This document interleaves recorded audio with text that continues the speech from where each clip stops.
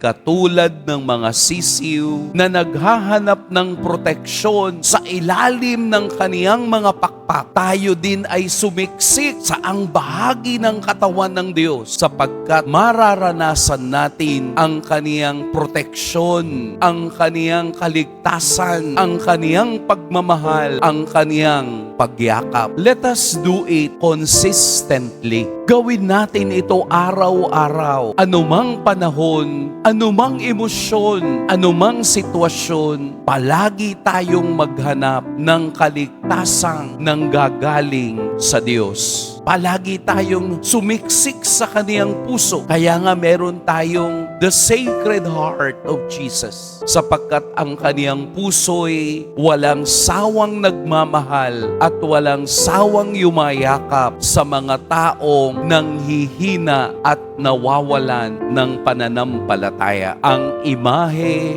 ng Poong Jesus Nazareno ay siya ring banal na puso na katulad ng isang sisiw na tayo rin ay maghahanap ng kaligtasan at ng proteksyon sa kaniyang mapagpalang kamay. Let us seek God at alam natin na kapag hinanap natin ang Diyos, naroon ang kapahingahan. Pagpalain tayo ng Poong May Kapal.